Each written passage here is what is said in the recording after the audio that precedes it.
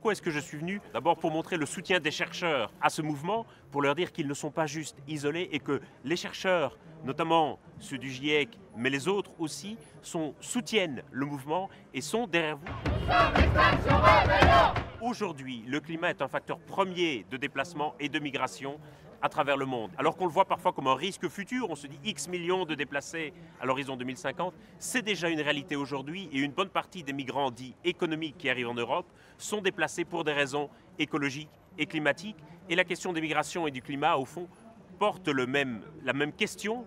Cette question, c'est la question de l'autre. Est-ce que nous sommes prêts à agir, non pas uniquement pour nous-mêmes, mais pour ceux qui se trouvent au-delà de nos frontières, qu'il s'agisse de frontières géographiques ou générationnelles? Il faut bien se rendre compte que c'est un combat. On parle parfois de transition, comme si les choses allaient se faire naturellement et spontanément dans une logique gagnant-gagnant. La réalité, c'est que c'est une lutte, un combat, et qu'il va y avoir des gens qui vont s'accrocher jusqu'à leur dernier euro, jusqu'à leur dernière goutte de pétrole, pour que les choses changent le plus lentement possible ou ne changent pas du tout. Et aujourd'hui, le politique, j'ai l'impression qu'il hésite entre deux camps à choisir et qu'il essaie de contenter tout le monde. Le problème, si vous contentez tout le monde, c'est qu'au final, vous ne faites rien. Et donc, je crois que c'est important aujourd'hui de mettre le politique face à ses responsabilités et de leur dire « maintenant, vous devez choisir ». Je crois que des actions de désobéissance civile aujourd'hui peuvent fonctionner parce que précisément elles se réapproprient des outils, des luttes sociales et politiques qui ont fonctionné par le passé.